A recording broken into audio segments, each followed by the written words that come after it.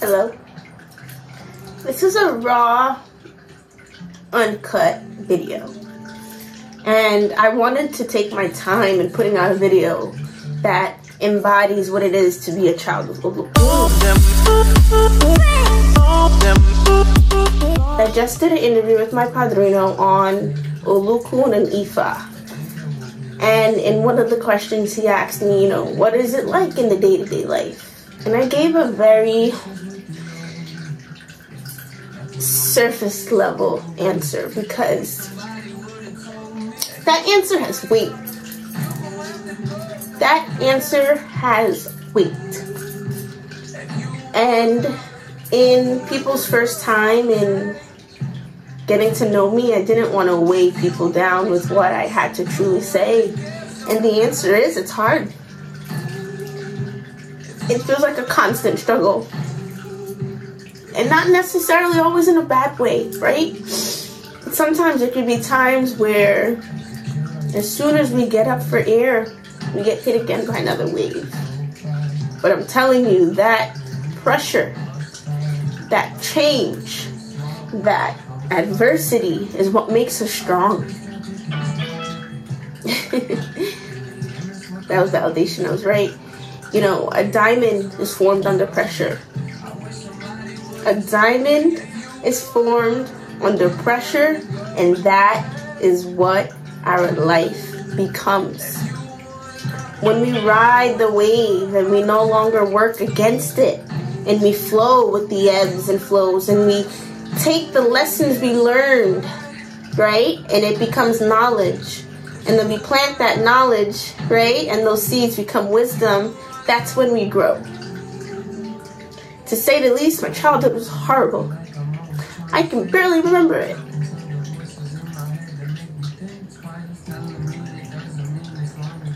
And I never want pity from other people. Because I know I chose this life. I know I chose this life, and I chose to go through what I went through because I know in the end it's going to make me something great. However, I need to fight. The biggest thing when it comes to children of Olokun is that we give. We give, we give, we give until we have nothing left. And in this life, we have to learn to find that balance because people will take and take and take. We deal with adversity, we deal with detractors, we deal with enemies, we deal with naysayers, and it can sometimes be the people closest to us who don't believe in us, who think we're doing wrong when we're actually doing right, because just like water, we reflect back people's fears onto them. So it takes that person diving deep within themselves to realize that they're projecting their own fears onto us. And I'm going to say that one time. It takes an elevated person to do the shadow work to realize that they are projecting their own fears onto us. And they think that we're doing bad when we're actually not. It's them. It's the shadow side within them.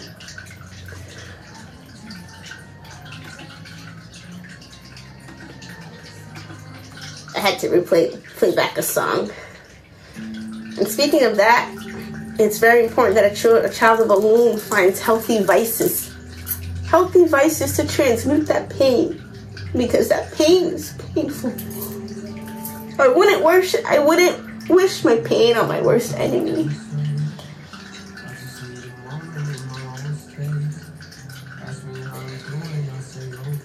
We can't give more than we receive.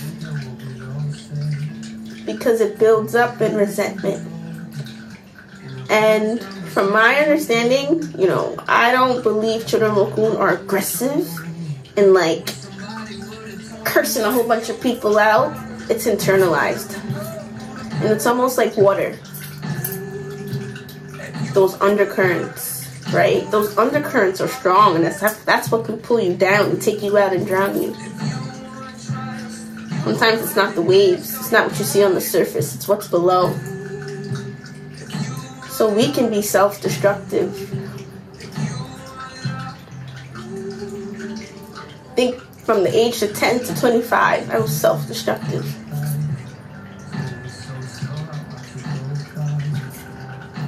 the more adversity I went through and I didn't know how to deal with it, I tried to escape. I found vices that were not good for me, that should have taken me out. And a small part of me wanted it to. And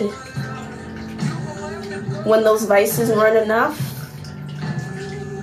because it's only temporary escapism, self-harm started to kick in. And that's when I started tattooing. Because to be in that space, you almost have to be numb. You have to be empty. You have to be so deep in the darkness of your soul that you just tap out. You don't care. And no one can pull you out but you. And I had a full moon in my 12th house, and all this stuff came forward. And I'm also finishing my Saturn return. It'll be done next month. And I am not the same person I was 2 years ago, even a year ago, 5 years ago, 10 years ago. Spirituality is what kept me going. Being here for a higher reason is the only reason I'm here. So it hurts when people think you're a bad person, not realizing that I am here for other people. If I was not here for other people, I wouldn't be here. And that's what keeps me going. When we have these adversities and these naysayers and people treating us less than we deserve. I'm definitely going to make a part 2.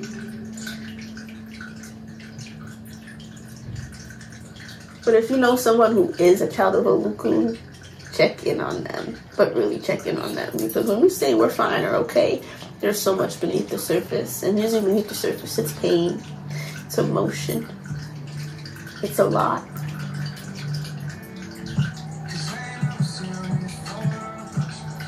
With reward and blessings comes responsibility. And I've realized the more I prevail, the more I level up, the greater I become, the more responsibility I have.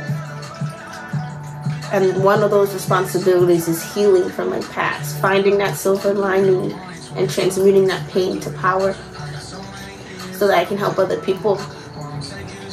Because if I can't help myself, I can't help other people. And that is a child of Olokun. We're meant to achieve greatness, but it comes with a hard work. It comes with trauma. It comes with adversity. It comes with energy, energy too. It comes with a lot. So that is part 1 of what it is to become a child, to be a child of Olokun. And we are a very rare breed. Not many of us. And I can understand why, to have the weight that I wake up every day with. It's not necessarily good or bad weight. It's just weight and things that have to be done in the future. My present and my past is all weighing on me at the same time. As much shadow work as I do, I know I can heal enough to be elevated in this life. However, I know it's all not going to disappear, because tapping into that pain also helps me create.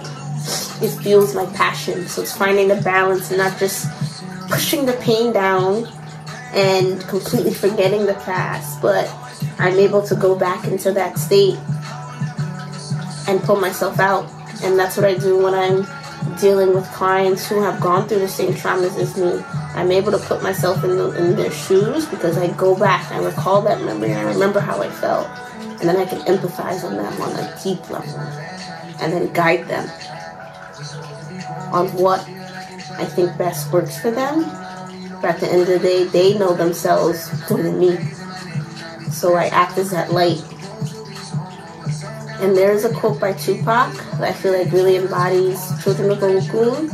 And he said, I may not be the one to change the world, but I'll be that spark for that person who will change the world.